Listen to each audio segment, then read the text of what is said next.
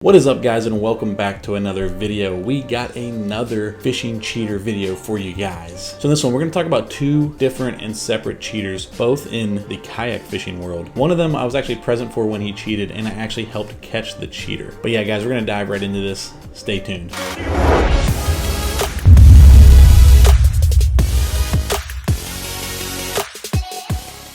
So for those of you who don't know, I used to do a lot of kayak fishing. It used to be pretty much the only way I would fish. I still do some kayak fishing, but I just don't do it as often as I used to. I fish from my John boat now, I fish from other boats, I fish from land, I fish from canoes, and I do still take the kayak out. But back in the day, that is all I freaking did. I was trying to be a professional kayak angler, which I managed to do for about, I don't know, a little over a year. But the money freaking sucked, and I was barely making a living.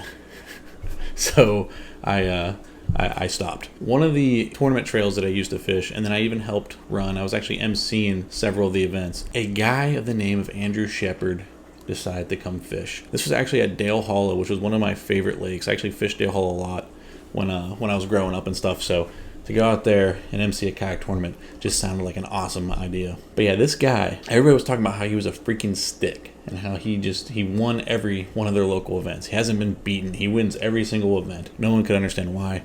They all just thought he was an awesome freaking fisherman. He was from Kentucky, and he would just always win all the local events. So everyone's telling me about this guy. He seems like, at first he seemed like an okay guy. There was something about him though that was just off. But anyway, so I was emceeing the event. This is from a tournament trail called Kayak Bass Series, which is no longer around, and this was kind of towards the end of that.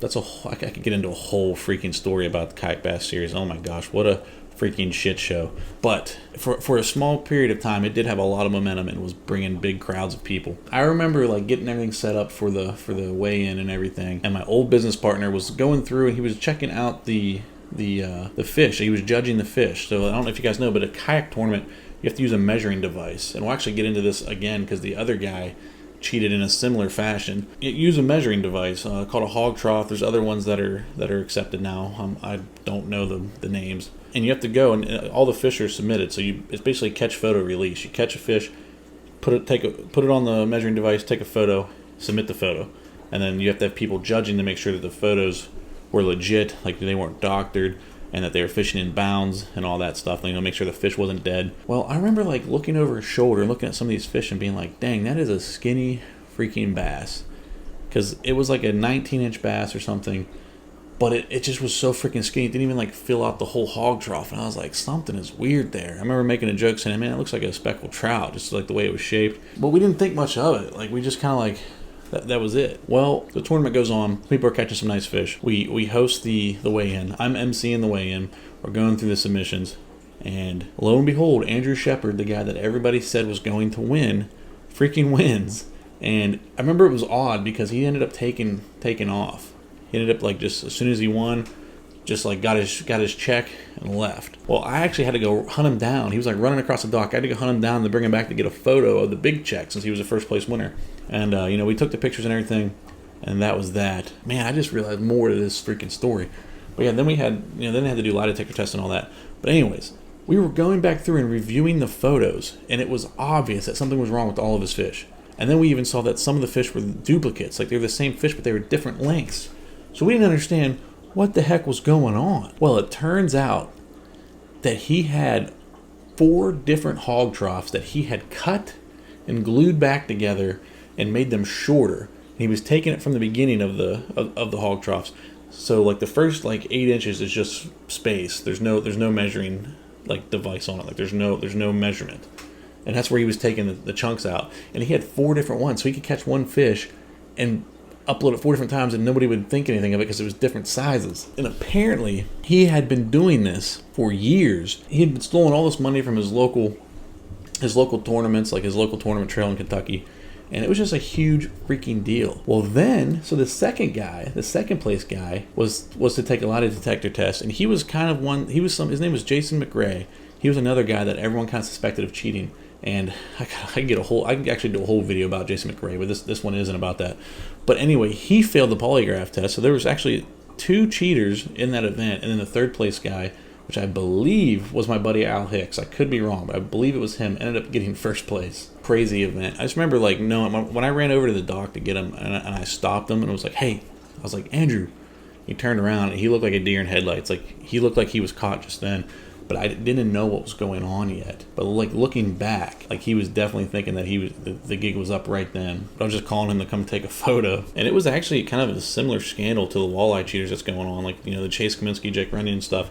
Like, he had to go to court. I believe he was arrested. I think his wife left him. Like, just all kind of crazy. Friends that he had for years that looked up to him stopped being his friends. He was shunned from the fishing community. That is the Andrew Shepard story that I was actually present for. Another influencer and another tournament trail owner, Chad Hoover. A lot of you guys might know who that is. He'd actually been kind of like doing like kind of a sting operation on him all along. Like, so they kind of knew this guy was cheating, but they didn't have enough evidence yet. So he was actually compiling all the evidence, and then we just happened to catch him at the Kayak Bass Series event. And then, once that happened, like all the other stuff came out that, Chad had been basically compiling all the evidence for years on this guy, just making sure that they could really nail him. And they did. No one's heard of him since. He's been ghost mode on social media ever since. Pretty crazy stuff. I want to get into another guy, though. This happened like a few years after the Andrew Shepard scandal. This guy, his name was Brent Taylor from Texas. This guy was actually cutting the tail off of a bass. So he would catch a fish, cut the freaking tail off it, like the whole tail, not just the fin, the whole tail, and basically just like keep it in his freaking pocket. And then every fish that he would catch, he would like put that tail over and cover it with his hand so you couldn't see where the cut tail like starts, and he was getting extra inches that way. So people were kind of on to him. They knew something was up. The fish didn't look right. The freaking same tail was in every photo. So game wardens started investigating, and they found a cut tail in his kayak. Taylor claimed that he found the tail nearby and collected it to take it back to shore. Doesn't make any freaking sense. After further questioning, he basically just admitted to it. These guys always cave under pressure. They always freaking cave under pressure, guys. He was also caught with a bag of marijuana. So he was arrested and charged with fraud in a fishing tournament and possession of marijuana.